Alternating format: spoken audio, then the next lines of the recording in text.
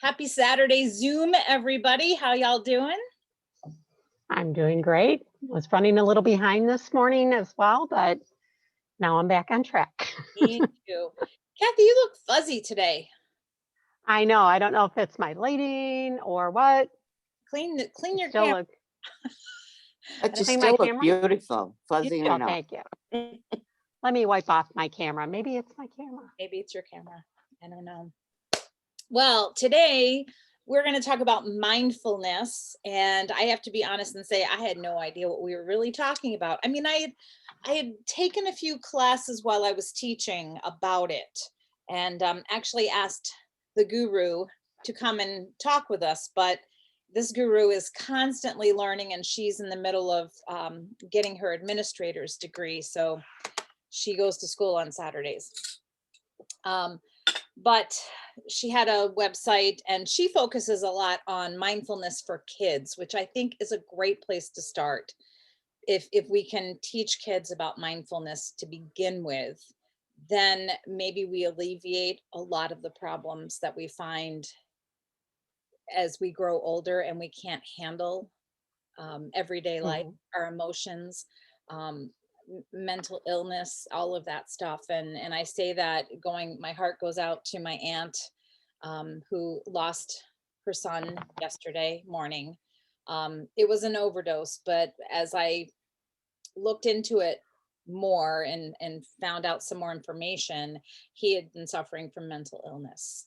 And I don't think you can get over mental illness by yourself. You need intervention. You need to talk to a doctor. You need to be in therapy. I think there's a lot of things to get yourself out of that, that deep mental illness. And when he was hurting, he turned to drugs. And I think that's probably commonplace. I mean, I don't know the statistics, but it made me think about, do most drug abusers have a problem with mental illness? I don't know. That will not be the topic for today, nor will it be a future topic, because I'm going to leave that to the experts. But I was just kind of waxing poetic a little bit about that. And, if you could send prayers to my Aunt Sue, that would be much appreciated. Got anything in the diffuser today? I do. And what do I have? I have something called Be Calm. And I thought this would be great with the mindfulness thing to calm yourself. So I have 6 drops of lavender, 2 drops of valor, and 2 drops of white angelica. And my diffuser is going off right over there, that little blue halo light that's over on my other surface area over there. All right. As I started to write it down, I lost it. 6 lavender, and I got the white angelica. 2 valor. 2 valor. Okay. And 2 white angelica. Nice. Yeah. And you called it? It's Be Calm. Be Calm. Be Calm. All right. Well, I once again invented my own, much like you, for the topic of the day, for mindfulness, which when I looked to find something on mindfulness that I could diffuse, they all went to meditation. So I found a site that had a couple of different things, and I just picked frankincense and sage together. I did like equal drops, 4 and 4. Frankincense cleanses the spirit, promotes a sense of enlightenment, boosts faith in self, which I think is really important, strengthens awareness and connection to higher spiritual consciousness or self-consciousness, promotes feelings of being mentally balanced, which is a lot about mindfulness, and reduces stress, pain, nasal congestion, inflammation, all those bonuses, right? I put frankincense on the back of my neck every day, twice a day. It's just one that I wholeheartedly believe that it does good things to the body, and I don't need to know what it does. I just know that it improves my health, that it helps to be proactive in my health. Sage cleanses the body, mind, and indoor spiritual spaces of negative energy. So it's like, how in the old, they rub the sage around and all of that. It's getting rid of negative energy. It replenishes your waning energy. It stimulates, clarifies, and grounds the mind and spirit. It's uplifting, promotes emotional balance. And I think they both do that, right? Yep. And comforts and strengthens the senses to ease negative moods such as fatigue. Promotes a sense of attentiveness and enhances memory recall. I need that one. And eases respiratory discomfort. So I'm going to be in respiratory heaven today, I guess, with these two. So there. So Mary, do you have anything going in your diffuser? Well, when I turn it on, but it's of course cinnamon and orange again. But in my bathroom, I put lemongrass, and it smells. I mean, I like it better than lemon. You know, it smells really good. It's I'm not sure what it does for you. One thing, I use lemongrass on my knees in a roller bottle that I make. I don't have it. I probably do. My my roller bottle, I call it I Need You, because I put it on my knees. I've had one knee surgery and I'm trying to prevent another one. But lemongrass is really good for inflammation. And this one also has copaiba and Palo Santo in it. All right. How about you, Camille? Do you have anything going? Good morning, ladies. Good morning. I have the seasonal trio in my diffuser today because I have got a lot of seasonal going on with sneezing and some nasal congestion and itchy. So that is, I've got 5 drops of lavender, 5 drops of lemon, and 5 drops of peppermint going. Perfect. Good. Yes. Good job. And I actually, for Mary, I use lemongrass and every night I've been using it because I've had a lot of swelling. So I use it. I don't have it. I actually do have it in a roller, but I feel like I need more of it. So I just add, I take a dollop of coconut oil and then I add a couple of drops of lemongrass and a couple of drops of copaiba and I just rub it because it's a large space, my legs and ankles and feet. So I rub that on every night and every morning. Good. That's really good. My knees are still killing me. You might want to add some ginger to that too for the swelling. That's really good for swelling. Oh, thank you. Yeah. I made my aunt a ginger and lemon roller, or actually I gave it to her as a spray and she would spray it on and then rub it in. Did you add an oil to that or just do the? Yeah. I'll have to look it up and I'll send it to you. But Okay, awesome. it was, I know it was lemon and ginger, but I like the lemongrass. Lemongrass sounds even better, I think, for that inflammation. So, okay, so mindfulness. I struggle with mindfulness and I didn't realize I struggled with mindfulness. And doing the research for today, like I said, I knew a little bit about it, but I didn't know enough about it. And I like this quote. It says, the mind is like a muscle. The more you exercise it, the stronger it gets and the more it can expand. And it's by, I can't pronounce, Idowu Koyanikan. I don't know if anybody knows him or her, I don't know. But mind is like a muscle. So we have to exercise our mind. And with mindfulness, we're going to train our mind to be present, to be in the moment, to be aware. And those are some of the main characteristics. So what is mindfulness?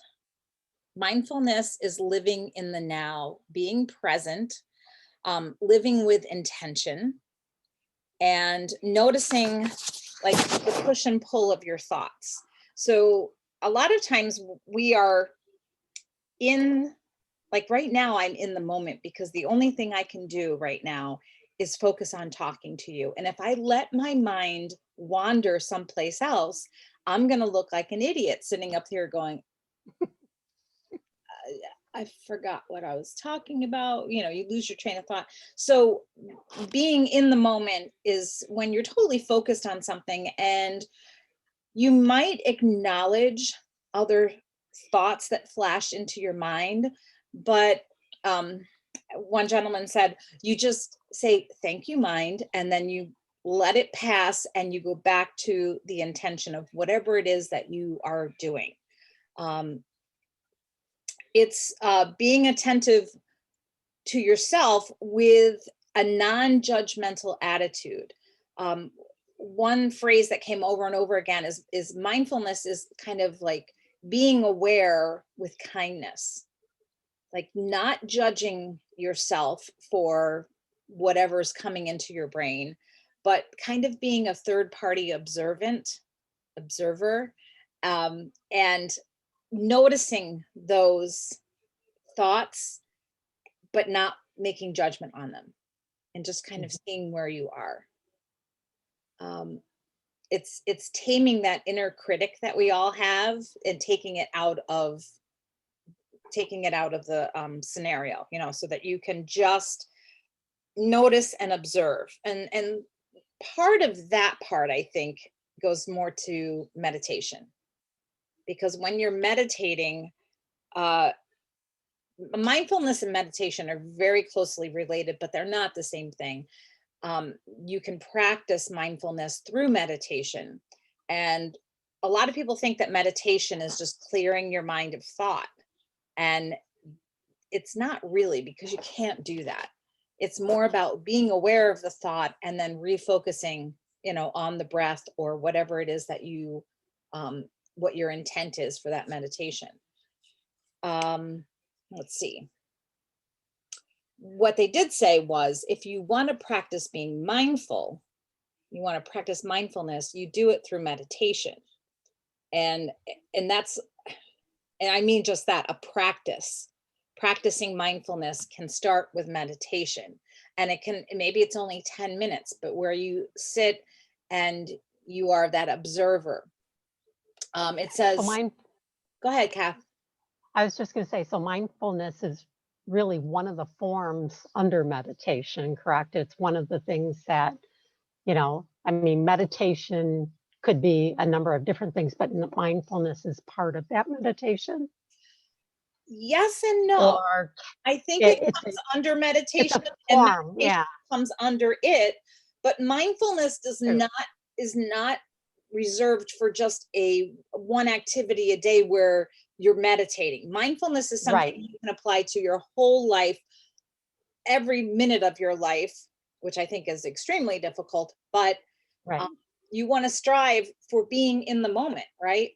Right. Not letting time pass you by because you were busy thinking about something else or 12 different things.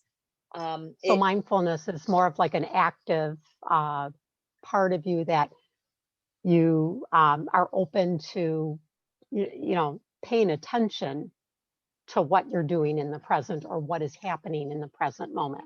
Yeah, right? Absolutely. Okay. And I have to say, you look beautiful today. You have this great glow. Your makeup's gorgeous. You should go someplace. You. Tell Rich to take you out tonight. Yeah, so with the meditation practice, they say just be present and be okay with that. 10 minutes a day is all you need to practice, when you're putting in place mindfulness, 10 minutes of meditation. And practicing intentionally is going to help you to become more aware. And then, for all of us, me included, because I'm always at a loss for time. It's like when you have the best intentions, you say, yeah, I should meditate, but I don't have time. Well, that's not true. You just don't make time, right? We're all guilty of that. We just don't make time, especially if it's something new or scary or something you don't really want to do, like exercise. I mean, I kind of do, but I don't, and it gets in the way. So with mindfulness and meditation, you make the time. And one suggestion to sneak that into your day is that do it when you wake up, before you even get out of bed. I'm quoting here from one of the websites. It says, first of all, just think to yourself, have I fully woken up yet? Take stock in where you are. And then notice how your body is, how it feels. Notice your thoughts, and then start to awaken your senses. Being mindful includes all of your senses, not just, not just that what you're thinking, but using all of your senses, what you're smelling, tasting, feeling, hearing. There's another one. Seeing. Yeah. I don't know if I said them all, but awaken all of your senses. I like the way that you said that you can practice mindfulness throughout the day, many times a day. And you had mentioned exercise. So I did try that this morning with my exercise. I didn't just do the exercises to get the repetition to get through the exercise. Mm-hmm. So instead, what I did with each exercise, I was thinking consciously, what is this exercise doing for me? Like what muscles am I building? How is my body reacting to it? And why is this good for me? Mm-hmm. So those were the things I was thinking with each exercise that I did today in order to make exercise more meaningful, not just like, I got to exercise, I got to do this. And I thought maybe if I really got into thinking about what I was doing, that I would, be more apt to go back the next day and the next day and the next day and consciously think how good you feel when you're done, not only exhausted, but you can actually feel those muscles then. It's the benefit of the exercise, not that thank God I'm Yeah, done. the benefit. Right. That's exactly it. The benefit, not I'm done. So that's my new train of thought when I exercise from now on. Sorry, didn't mean to interrupt you, but yeah, Did you you feel good about after that. the exercising while you were thinking of that and focusing on that? Did you find it was easier to do, or? I did. At the very beginning, I thought, oh man, this is rough because I started out with a 90-second plank, and I was like, oh my gosh, this is ridiculous. Why am I doing this 90-second plank?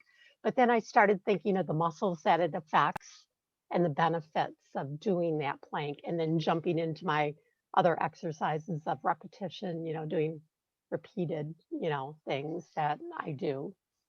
And it felt so much better to me. I felt so much better about it. So That's great. Yay. Thank you. One of the things that I don't exercise regularly, that's a goal. It's a goal of mine. It's slow, and I've been doing better, but not every day. But one thing I am starting to do, and I think it was a product of doing the research about this, is that I'm trying to do that practice, that mindfulness when I wake up. And that includes for me stretching. So before I even open my eyes, before I even, get out of bed or sit up, I'm stretching and I'm, elongating my spine as much as I can. I'll do contractions and pull in my belly, and work some basic core muscles there before I get out of bed. And then I'll sit on the side of the bed. Now I'll open my eyes and and I'll do stretches.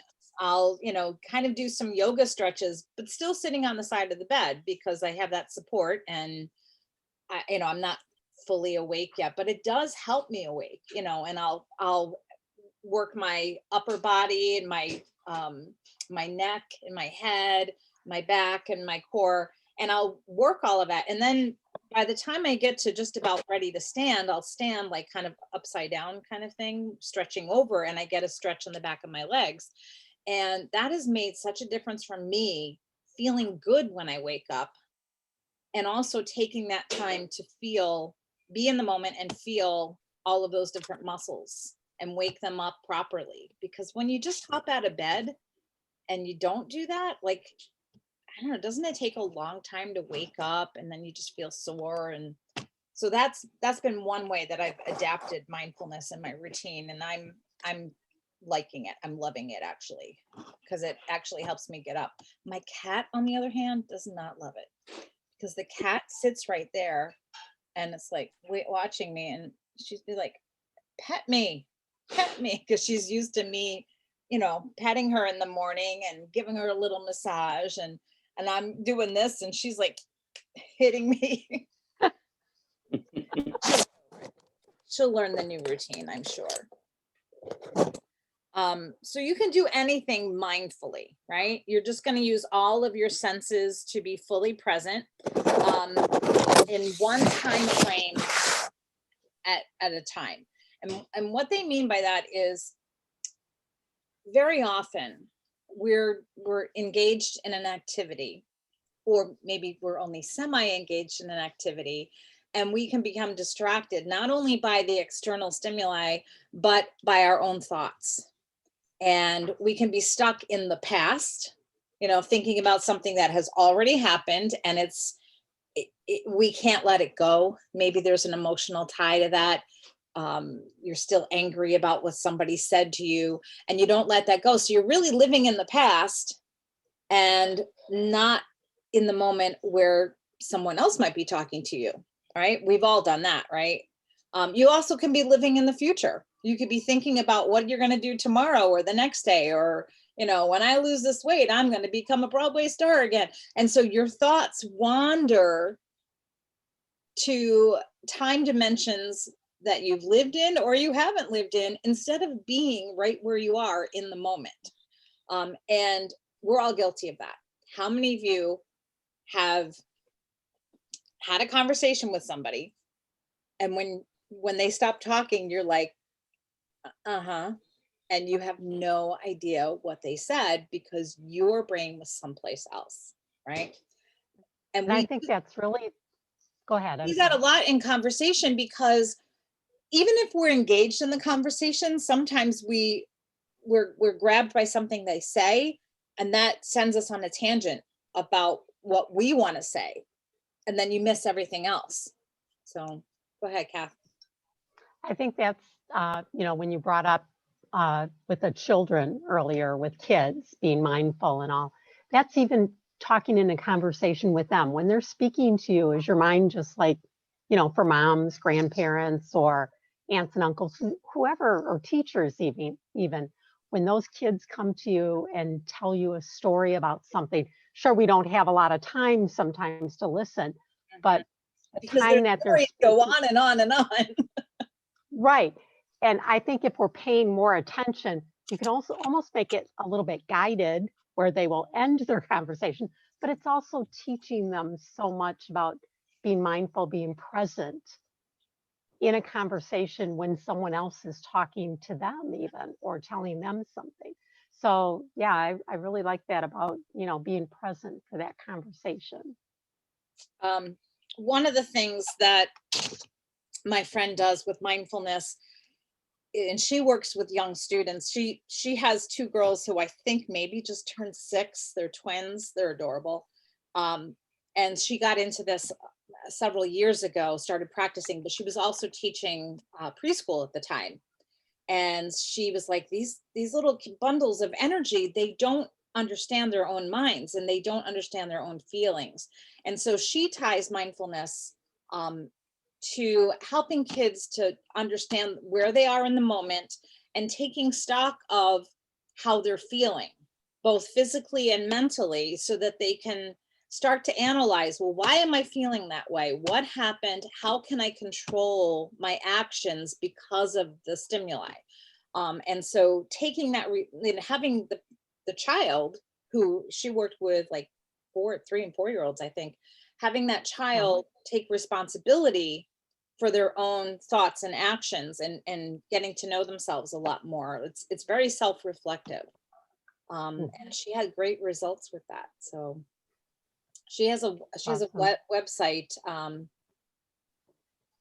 healthy mindset. I'll put it in the links. I'm trying to think what it is. healthymindspace.com. And she talks a lot to parents and teachers, and about kids and mindfulness. But I think some of those lessons are things that we can take with us as well, because everybody needs to be a little bit more mindful of themselves and in our place in the world, right? I think we are just too reactive to the world around us, the stimuli around us. And one person says something that we don't agree with, and we lash out, it's like, and that's how, we get all this turmoil in the world is because people don't respect each other's opinions and voice, and they don't understand how to control their own mind, body, soul when faced with something that doesn't agree with them. So okay, now I'm not being mindful. I'm trying to get back into the group to see if anyone is joining us today. A lot of times Anita's there. Let's see. So I get distracted by the captions. Okay. We are alone. It's just us four today. That's okay. That's okay.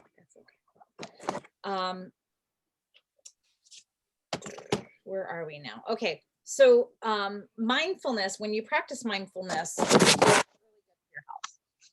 And it results in a reduction of anxiety, depression, stress, eating disorders, and sleeping disorders.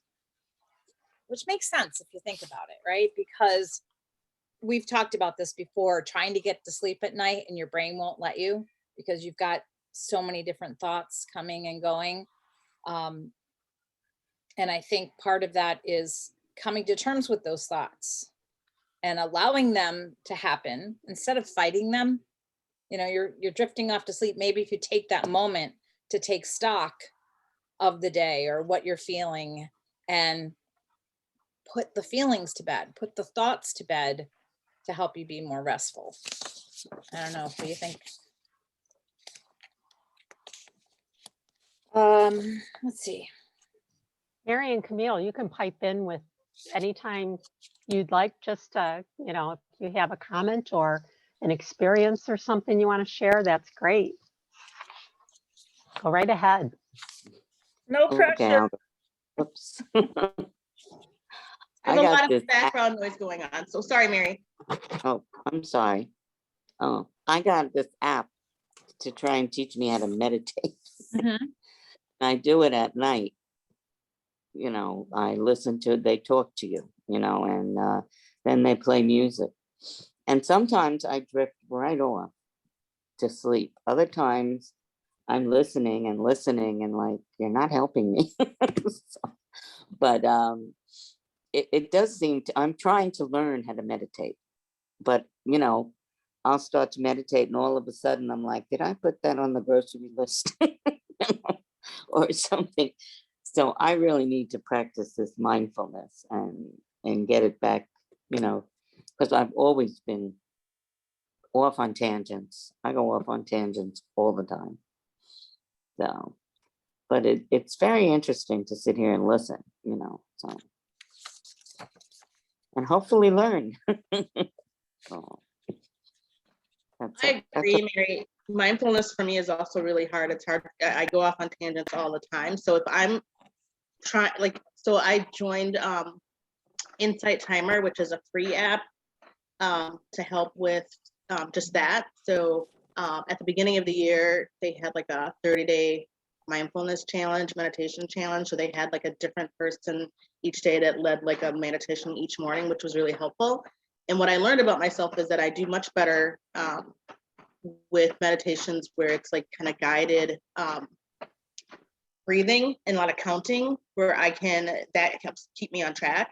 If it's just music or if they're asking me to visualize something, I'm like way off wherever typically. So I did learn that about myself. I'm gonna have to mute in just 1 second here. I got a lot of background noise going, so I apologize. The other thing is that when I have the problem when you go to sleep and then you wake up and your mind gets going, and counting actually helps me with that as well, I found, just because it keeps my mind occupied and it's kind of relaxing to me. So that's kind of the things that I use. Yeah, I agree. When I have trouble sleeping, I will often count my breath, you know, and I'll do like the box breathing. Box breathing, I think, is the 4, you know, like counting in for 4, holding it for 4, releasing for 4, holding for 4, and you keep repeating that cycle. So in for 4, hold, out for 4, hold, and you keep repeating it. And for me, sometimes I stretch it to 8, depending on how I'm feeling. But another, I don't know if this came from the video or not. Maybe you know, Kathy, because I saw several videos and I looked at several different sites, and this was definitely a video that I watched. And the fella said, when you are feeling like you're stressed, when you're feeling like you want to practice mindfulness and you need to refocus, he said this is mindfulness in like 3 minutes or something like that. And he said what you do is you choose an object in the room, okay, and it could be anything. So I'm going to choose microphone because it's right here. And actually you have 3 of them. So microphone, computer, keyboard, whatever's around you. And in your head, you state what the object is. So that is a keyboard. Take a slow breath in and out and state again what it is in your head. That is a keyboard. Then go on to the second one. Microphone.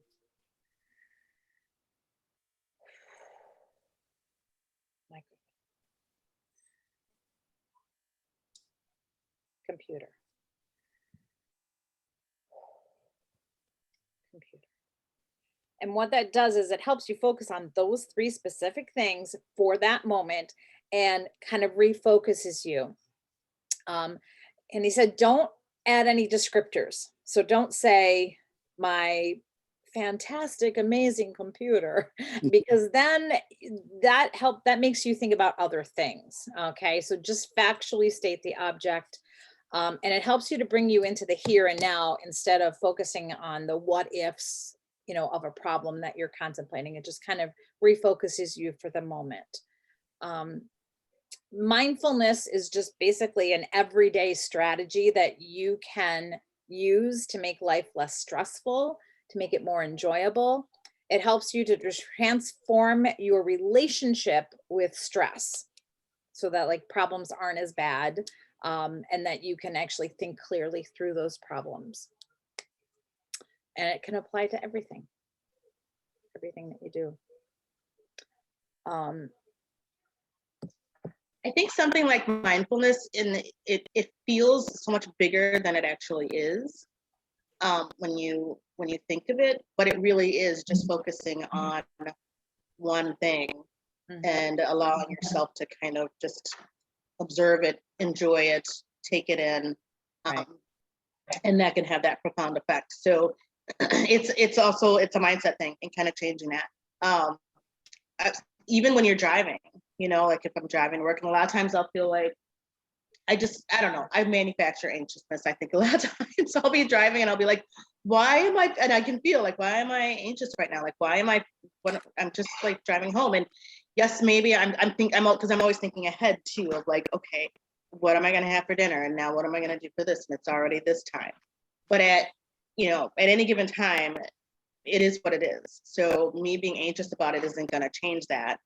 So how about I just, enjoy, I take the back roads home. So I just enjoy the ride home because I'm not going to get home any sooner. When I get home, dinner's still not going to be made. So I might as well just enjoy where I am right now. Right. You So guys, go ahead. Sorry. no, good. I was just going to say, have you ever, we're talking about driving back and forth to work. Have you ever, because of taking the same path so many times, let your mind wander and you're on autopilot for your driving and you get there and you go, wow, I got here fast today. Or how did I get here? I don't remember turning here or turning, making the turn at whatever street. And, so yeah, you have to be mindful, be present in the moment, because especially while we're driving, I used to, after I started recognizing I was doing that, I would take a different path to work, like every other day, do one day, one the other day, just to keep me more aware while I was driving. Yeah, I often wondered how I got to work in the morning. Like, did I even pass that tree? Like, what? Yeah, because you're on autopilot. You really are. Yeah. Yes, definitely. living in the villages, I love driving because it's so beautiful. I don't really, I'm mindful when I'm driving because I just love the trees and the flowers and, and I always look, I don't sometimes miss where I'm supposed to turn because I'm looking at the trees and the flowers, but I don't know if that's mindfulness or losing my mind. But I just love driving. It calms me down if I'm in a bad way. Yeah, there's so many benefits to being mindful and in the moment. And it's, it's paying attention on purpose. And I think Kathy and I talked a little bit about the difference between men and women. And that as women, we tend to be, and this is not a blanket statement, but it's just sort of the trend happens to be that women seem to be the household managers, at least in one aspect. Maybe the guy is too. Maybe they have their share of things that they manage. But with women, we seem to be the managers, and we always seem to be multitasking. And so we have all these different things in our head. And I've been known I've been guilty of non sequiturs, when you're talking about one thing and then all of a sudden you say something else and that person's like, what are you talking about? Like, where did that come from? Because in my mind, it all connected, or one reminded me of the other. So we did talk a little bit about, are men more mindful than women because they are not traditionally multitaskers in that way. We're constantly multitasking, which actually plays against mindfulness. And there's some people that go ahead. There's some people that will even say that multitasking isn't really a thing. Like, you can't really be doing two things at once or multiple things at once without because you're not you're not doing them well, for sure. Right. So yeah, that's an interesting point when you say that, though. Like, are men better at mindfulness than women? Because we are, all over the place a lot of times, because there's so many things that we want to get done, so many things that have to get done, and it's just hard to take the time to like focus on one thing. How many times have you like gone into the cleaning the kitchen and then go to take something to another room and then start cleaning that room or doing something in that room? Yep. Is that really time? Come back to my desk and find like a half-finished project that I was really intent on finishing, but I got up to go do something or get something, and then hours later I come back to the spot and went, how did I forget about this? Yeah. Kathy, you want to tell your story about the research, the selective focus thing? Right. So my dad went to get a hearing test done, because my mom thought that he was losing his hearing. He wouldn't answer her, or if he was watching something on TV or doing something else, he wasn't paying attention to what she was talking about. So he had a hearing test done. And, the doctor told him, your hearing is like the hearing of a 20-year-old. And he explained to us, because I was with my mom and dad at the time, he explained to us that there was a study done where they had men and women, two different groups, but, all together, where they had headphones on. And one headphone, there was being one thing said, like a story of something going on in the right ear. And then in the left ear, there was a second story going on, not related at all. The majority of the women, when the test results came in, after asking them questions about what they heard, questions about each story, the women could answer questions from this story, from that story, because not fully, but they were remembering things from both stories, because our brain, in most cases of women, is set to do that multitasking, to do that, okay, my mind is over here, I got to worry about the kids, or I got to worry about whatever. And with the men, they could answer fully, and retell the story of just one or the other. depending on which one, like struck their fancy or which one they were more interested in, they would only gravitate to one, listening with one ear rather than the other ear. So they had a more focused, and now that we're talking about mindset, I'm relating that to a more focused mindset, or more aware of one or the other that they focused on, where, like I said, women are, part over here, part over there.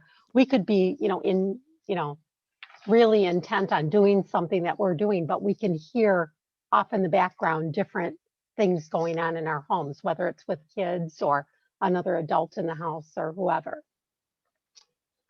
So I don't know, like I said, this was a number of years ago because my dad's been gone for almost 14 years now. So that was before that when he had his hearing test done and all that was told to us. I found that. So I thought that was pretty good. I think that's fascinating. Yeah. Crazy.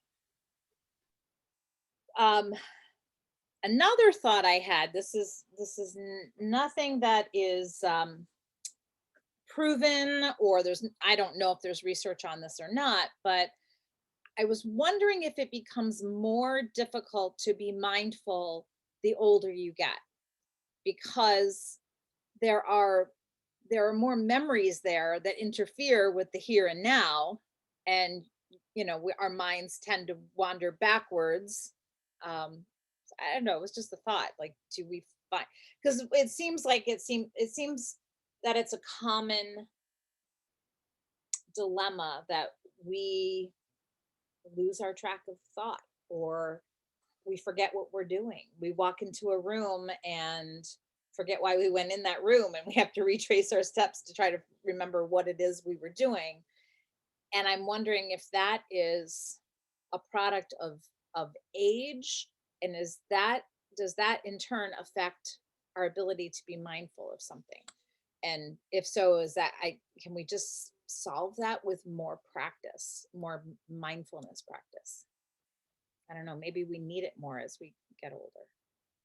Anybody have thoughts on that one? Or I'm just out in left field, right field, all by myself? No, I think if you're practicing mindfulness, we had talked about last night, what was it, neuroplasticity of the brain. So that's kind of like rebuilding those connections in our brain. So if you're practicing to be mindful about something specific, you're building those pathways to remember that and to make it stronger. And I had read, and I can't remember which one of our articles that I looked at and did some research on, they were kind of equating that to like a violinist. That when a violinist is playing, they're using their left hand more. Their brain is concentrating on the motions, or right hand, depending if you're left-handed or right-handed. But if your right hand is going like this with the bow, your left hand is, working harder. Mhm. Your mind is working harder to control what you're doing and to remember those chords or whatever you call them for violinists. I'm not sure. I'm thinking of guitar players, so I would imagine the same thing with a guitar player. So the more you practice, the easier that becomes, and it's more fluent because you're building those pathways in your brain. But they said if the violinist or even the guitar player, whoever, puts that down and doesn't practice, that the next time, they go to play those chords or that song or whatever, that music, it's not as fluent for them because their brain has like let go of some of those pathways for memory of doing that. And because it takes too much energy for your brain. So, to create those pathways and to hold on to them if you're not practicing them. Does that make sense? It does. I think kind of. You can correlate that to language too. Like you can learn a language, exactly, very fluent in it at the time when you're learning it and you're feeling good about it. But then if you let it go, you forget most of that, because I think your brain is only going to hold on to the stuff that it practices in order to replicate that. We hold on to memories, but we also let memories go, right? Until we get refreshed by something. Mhm. But And so when it's, my brother can remember so much stuff. Like he just has this amazing memory of finite details that happened. And I'm like, I look at him and I'm like, how do you remember that stuff? And he's younger than I am. So I'm like, how do you know that? And you were, 5 years old at the time or something So I wonder. so maybe some of it might have to do with how important it is to you or how Yeah. your brain is processing it. I don't know. Well, I look at it as a history of me maybe not being mindfulness, that I'm always racing ahead to the next moment. And so that I don't savor the here and now. And I think that's how memories are born, is that you Mhm. take time to really be in the moment, enjoy what you're doing, and put it into your memory bank, like I mean, it's not a physical thing where I go, put that in so I'll never forget that. But just merely being present, I would think would improve the memory of that occasion or that event or whatever it is. Even So studying, right? If you're reading a book and you are intent and focused and mindful of what you're reading, I think you would remember it more. So I think anything done with mindfulness is going to improve your memory. Does that make sense? yeah, and it could also be tied to how important it was to you at that time Mhm. when that memory occurred. Was it an important thing? Was it an emotional thing? Right. How did it make you feel, physically, mentally, whatever? Sometimes memories are tied to that as well, whether they're good memories or not good memories, Mhm. So maybe that's part of being in the moment and mindfulness and remembering things, with your memory. I don't know. Well, yeah, The importance of definitely. that time period, like with your brother. Maybe those things really affected him and he was really um, into it, more mindful at that time. So he's remembering so much more. And like you said, you were just more of like, okay, yeah, I got to move on to the next thing. And maybe he created that association with some other thing in his body, that memory. But my point being, do you think that we can increase our memories by being more mindful in the moment and taking stock of the moment? Hmm. Hmm. Our memories of what's happening now Yeah. or former memories. No, I mean future. Like, yes, right. Future I think memories. if we are more, yeah, that are created now, yeah, I think we can. If I you're really do. I think that, mindful, you're going to remember the details. You're going to remember certain things more. It may because not. you were more present. Yeah. It may not be stored in a file that is like right there, but if you were glancing backwards and you thought of something, then you might be able to pull out that file and have a greater a greater Recollection. recall of everything because you were mindful Right. in that moment versus someone who wasn't so mindful and they say, oh yeah, I kind of remember that. But I think we can increase. Hmm. And that's my feeling, is like if you're more mindful in the moment, you're going to notice more, you're going to understand more about that specific time. And I think your recall of that time will be stronger. So, I agree. Yeah. so start building your memories now by being mindful. And you can buy it in a bottle. Go ahead, Camille. Mindful. You want? Oh my You were God. going to say something, Camille? Oh, I was just gonna say, I think that in a lot of cases that is the case. And like Linda was saying, I think your mind just kind of stores those things in a file and kind of pulls them out depending on the level of importance of them. Mhm. Yeah, I do. I think that that's definitely possible. And something to think about too. I mean, especially when you're, the importance of being in the moment and things, whether you're with family or whether you're, whatever that might be, because you are building those memories that come from both the feelings and the actions that you're doing. Well, probably the biggest question is how can we be more mindful? Is there a way that we can practice this besides just meditation. And I found a website that I thought was very useful. Let me see if I can find it. It has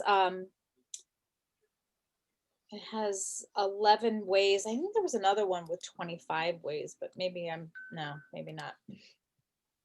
So this is from psychcentral.com.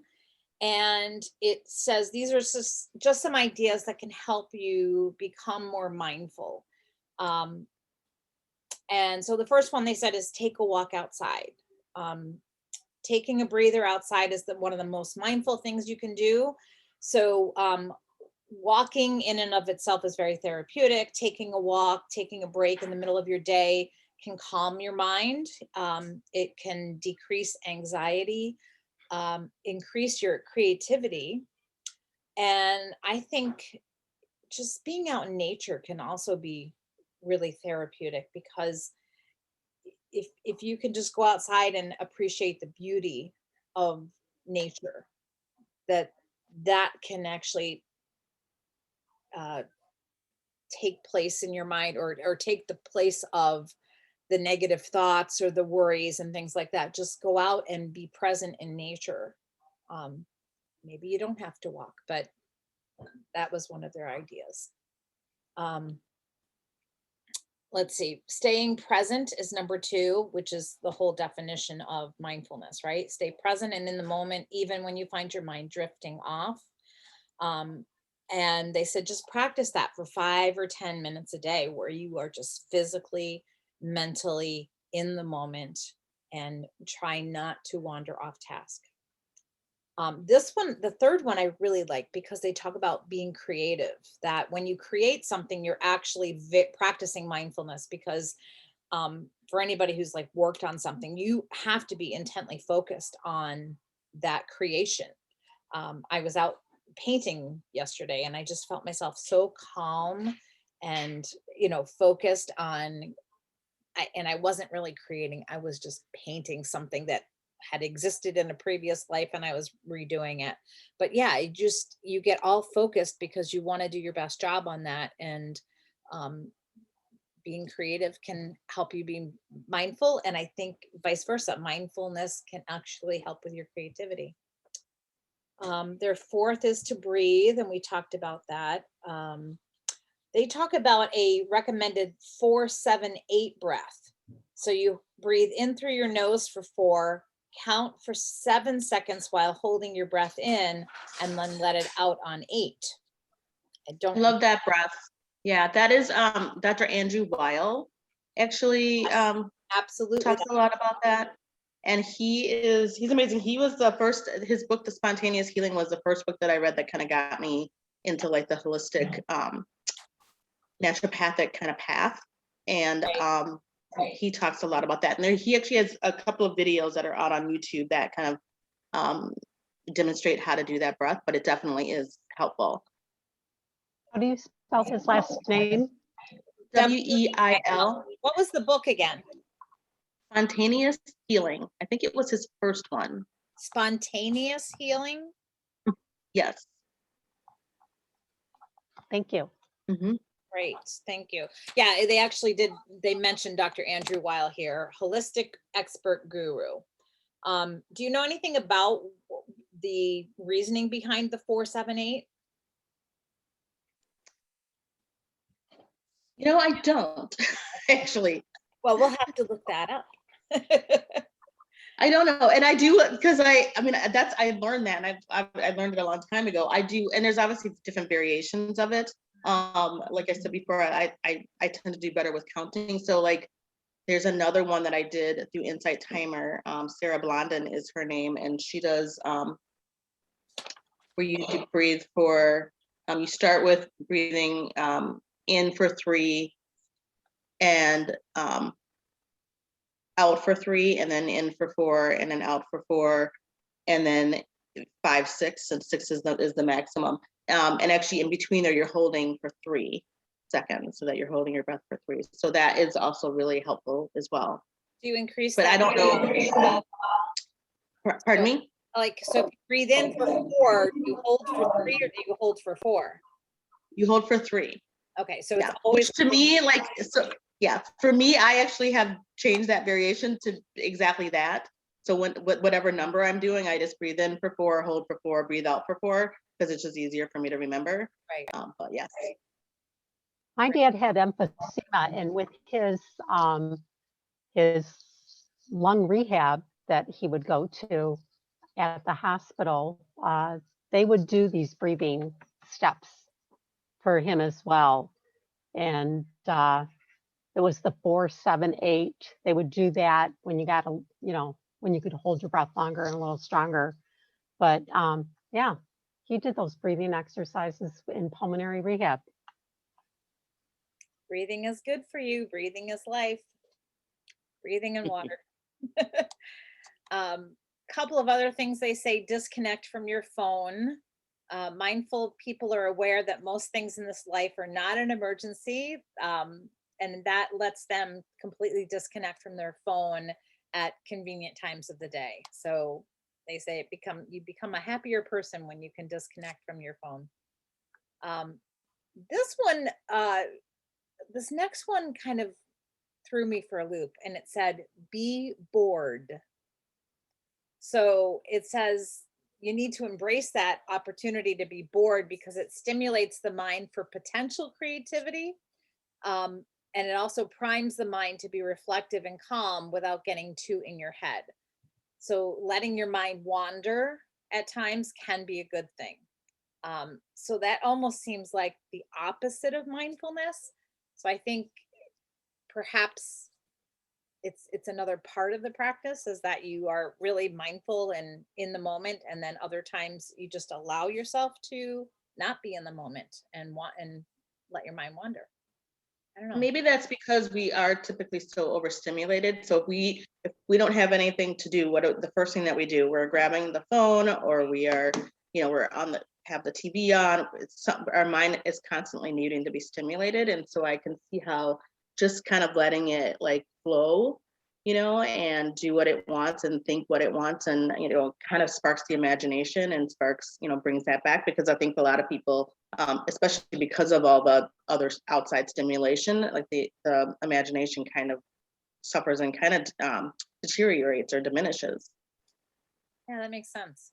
Agree with that. Number 7 is the hardest. They say do not multitask. And that leads, when you don't multitask, you're less drained over the course of a day. And mindful people have the uncanny ability to focus. And of course, what they say is that when you are focused on a task, it actually takes less time to do it. Whereas if you're multitasking several things, you end up spending a lot more time on a project and maybe still not finishing things and not finishing them as well. I think, Camille, you said that before, that multitasking doesn't equate with a job well done. It's just a job maybe half done or done enough. And it actually depletes you of energy when you multitask. I do too much multitasking. Number 8 is have fun. Mindful people are open to new experiences. They know how to have fun, and they have a good work and life balance with that. Number 9 is allow yourself to feel and not be ashamed of it. I think that's a big one for people, to recognize the feelings, especially the negative feelings, that a lot of times our tendencies are to kind of tamper them down and not allow them to emerge and not deal with them. And I think that's where you cause problems, is when you don't deal with those innermost thoughts or feelings that are obviously controlling you in some way and affecting you in a big way. And when you don't deal with it, I think it comes out in not only mental stress, but I think in your body and physical stress, that you can physically get ill from not dealing with your feelings. Do you agree with that? Anybody here? Hello? Yeah, I agree.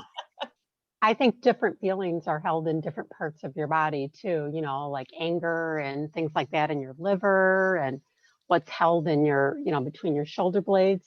I actually have an app on my phone that, you know, people are experiencing uncomfortable feelings or pain in certain areas of your body, and you find that in the app, it'll tell you.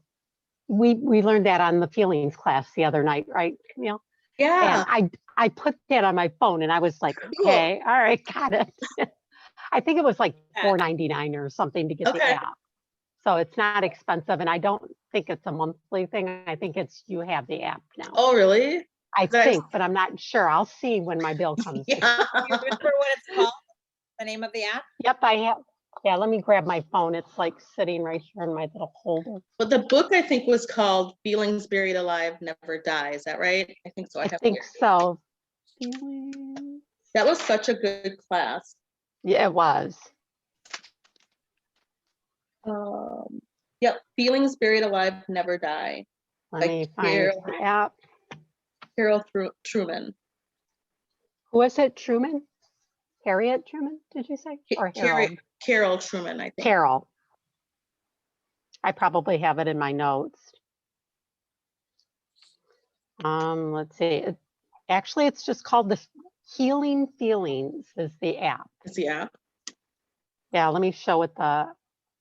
Oh, and then it does say Feelings Buried Alive, Never Die. I got that on there too. But the app looks like this little, too bright. Let me go to do you see that little purple heart there where Oh, it yeah. says purple white lined heart? Yeah. So that was what the app looks like. So I would imagine if you type in feelings or something in your app thing, that's what it looks like on there. Mhm. But it's pretty cool. I thought, you know, why not? I'm going to check this out. That's what I love about Saturday Zoom is that I learned from you guys. And this is amazing. That just like, how many apps did I write down in books today? And I I'll type some of those things into, in addition to sharing our links and the YouTube videos that we watched, I'll put some of those in there too, so that those of you who are watching can find the apps and the books. Let's see, there's only a couple more of these. We talked about multitasking, have fun. Did I talk about that? Having fun? that was number 8. Number 9, allow. 9 is allow yourself to feel. Okay, we did that too. Number 10, Okay. take care of your physical and mental health. So mindful people, whether they have learned the art form or know it intuitively, are more aware of their mental and physical health, and that they know that those two things go hand in hand. So do what they can to nourish their bodies from within while avoiding anything toxic, physical or emotional. And I think that goes very nicely with that app that you just talked to us about. The healing feeling. And then number 11, learn to appreciate the small stuff and don't take things for granted. That's a life lesson, right? I think you appreciate the small Don't stuff. sweat the. You don't sweat the small stuff, you know, the little things, and don't take things for granted. Especially people. Mhm. People. I think being aware that mindfulness is a thing is the first step, right? For sure. Those were good. I like all of those. Mhm. Yeah, you know, you hit the psychology app, the psychology resources, and they tend to make sense, especially when they're written for the common person and not written in doctorese or Right. Mhm. So mindfulness. Anybody want to share a big takeaway from today as far as something that struck you or that you want to put in practice or anything? Just looking for closure. Well, I think the fact that it is just a practice, just like everything that we've kind of talked about the last few weeks, and it's doable, but it does take practice. It's not going to happen overnight. and that you really have to be patient with yourself and kind of allow yourself that grace if you wander off, because like you said, when you started off, I mean, that's natural. Like that's what our minds are meant to do. But you know, the whole purpose is to kind of bring yourself back into balance, you know, whether it's to calm yourself or to improve your memory or make improvements or whatever that might be. And it's just like anything else. If you exercise, I mean, you have to exercise and practice exercising to lose weight or to get tone or whatever. That's the same thing with mindfulness in that state of mind. With mindfulness, Oh, mindfulness, psychologists do have a thing called mindfulness-based cognitive therapy, where they do practice this with their patients, you know, patients with depression, and to not let them go down that road, you know, maybe, you know, because their thoughts are so bad and, you know, somebody might end up suicidal. But so that is a thing with psychologists practicing that with patients, you know, for different things, whether, you know, like I said, depressed, so they don't relapse back into that, for anxiety. So there are other, you know, other things that not just for the normal, you know, I don't want to use the term normal even, but for the everyday person that doesn't deal with these severe ends of the spectrum, whether it's depression or severe anxiety or whatever, they do have something for people that have those issues. Yeah, and not to make light of, and because with depression and anxiety and stuff, I mean, that I know that can be really gripping. But I mean, I think a lot of times we forget that, like, we can control what's going on in our brain as far as like our thoughts, you know, and things like that. So if you can change that thought pattern, you know, sometimes it means that you have to. It maybe you need more than just like your mind to do that. Maybe it's just getting up and physically moving to a different space or a different, you know, activity. But we do have some control over that as well. Right, and I think for the patients that are going through this, that are true you know, in psychology or psychologist or psychiatrist is dealing with, they're helping them to retrain those. You know, where we can, you know, like you said, we're not making light of any of that. We can just, you know, maybe change the pattern of our thoughts or change our environment, change where we're at. Whereas some people can't, and that's when they need help with this. And that's what the psychologists are doing, is training them through these processes to, you know, be able to do that and to focus on that and have like a thing to go to when they start getting those feelings, whether they're anxious or depressed. They can go back to doing those different things. I got that from Psychology Today. I'm not just making it up, sorry. It was part of my research and looking at it, but we're not trying to, you know, diagnose or treat anybody. I'm saying if somebody is to that point, right, that's where they need that therapy with a psychologist. I also, it made me whoever. think, because we've been talking a lot in past weeks about being reflective and taking that time to look at ourselves. And again, I mean, for that, you have to look in the past a little bit to see how I was at this time, or how, you know, how I reacted to something. That's being very reflective, and it's not necessarily in the moment. So it kind of goes against mindfulness, except for, I think it's a part of mindfulness to take that time to say, okay, now I want to be reflective. Now I want to think about what happened, for the purpose of analyzing and figuring out, gee, was that a good way to react, or how can I do better? So that it goes against the idea of being in the moment.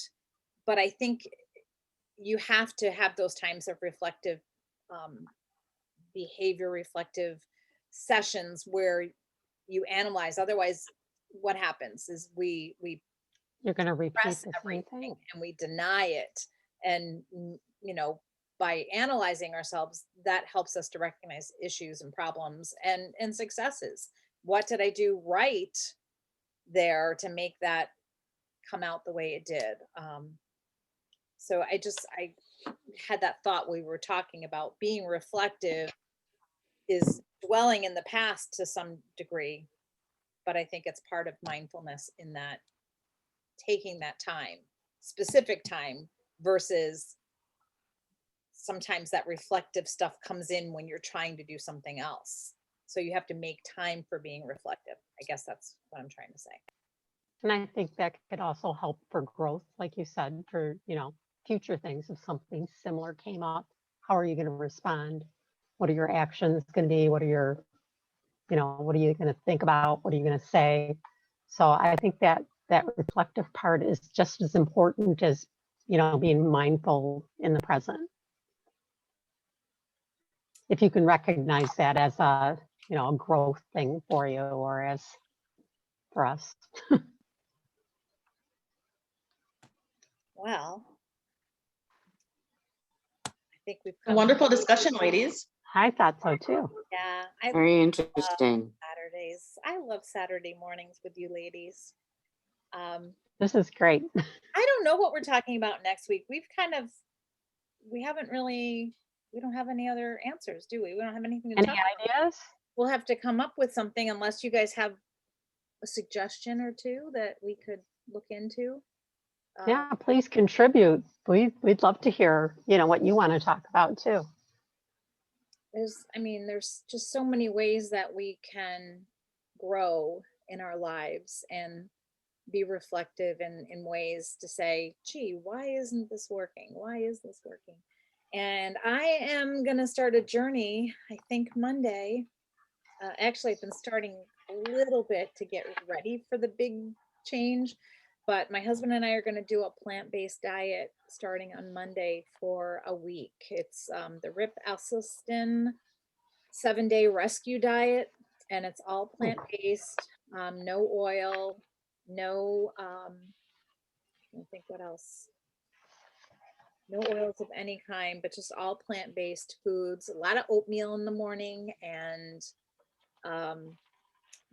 they do a lot of wraps and bowls and things like that, using whole grains and things like that. So today and tomorrow, it'll be about shopping lists, grocery lists, trying to figure out what I'm going to get, and how I'm going to prep it, because we've talked before about if you're making a change, you have to be prepared. And that means shopping, planning meals, and prepping the food so that it's at the ready, so that you don't go for the chocolate bar or whatever it is and go off.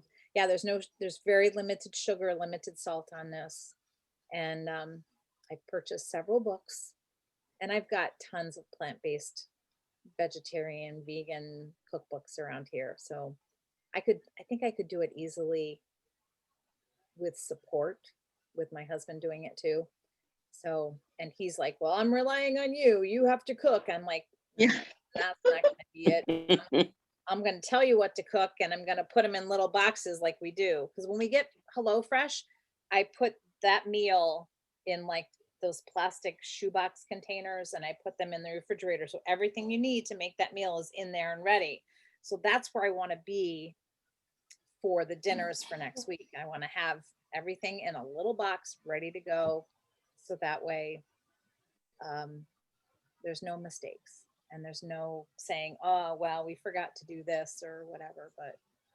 And we'll see. I mean, my husband has to have some stents put in his heart. So this was a catalyst for change. And so we're going to try it. So that's my week. And if I look like Cook up overnight oatmeal.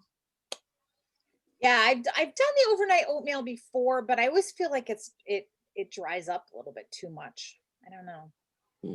I'll make a big pot on the stove and then and store it and microwave it. So, but yeah, I might go back and try the crock pot or something like that. That's good too. Anybody else got plans for the weekend or the week ahead? I'm trying to drink more water. I'm mindfully trying to drink more water. Yep. Okay, I'm very good in the morning, but I forget the rest of the day, but I'm trying. Labels on your water bottle? I didn't get that yet because all I have is, I don't have a bottle yet. I have to get a bottle. Gotcha. That'll So- hold that. Put it on a tumbler too, because I like drinking out of a glass rather than a water bottle. So I contemplated getting a special glass for that. Go ahead, Kath. I have to show this because Linda sent me the decals as well, or little numbers as well. So I already had a water bottle. What I did was I just cut out almost like this little peace sign part in there up at the top. And this is an 18-ounce bottle. So I numbered it 1 to 6 because that's all the spaces that were available on there, you know, to go around the circle. But then I took her X that she had sent us and I put that across on here like that. And then I was also showing her, if it's easily found here, I don't know. Oh, here it is. No, it's not. It's probably on the floor up there. Anyway, I have a sheet that I'm using from our chiropractor that has an exercise challenge to it. And I think it's over by where I was exercising this morning. Oh no, here it is. I brought it back over by my desk. So now I'm on well, today was day 6. So that's what I did this morning. So this is for tomorrow. I took that little round circle thing that came along with this little decal and I laminated my sheet. So now I'm using that to keep track of what I do each, the next day, where I'm at in my exercise plan. Cool. Oh, thank you, Linda. I Welcome. love it. And if you're not watching this live, or if you're watching it on Linda Loves Lavender, you only have to subscribe to Linda Loves Lavender to get your own set of, what are they? Water tracker bottle labels or water bottle tracker. I don't know. Water trackers. Water right? tracker labels. Yep. Yeah. All right. Well, I hope you all have a beautiful week, and whatever we talk about next week, I'm sure it'll be just as interesting. We'll let you know ahead of time so you can tell all your friends. Have a great week. Thanks for joining us. You too. Thank you for Bye, joining ladies. us, Camille and Bye, Mary. ladies. Thanks, Mary. Okay, Camille. bye-bye. Bye. Bye. Thank you.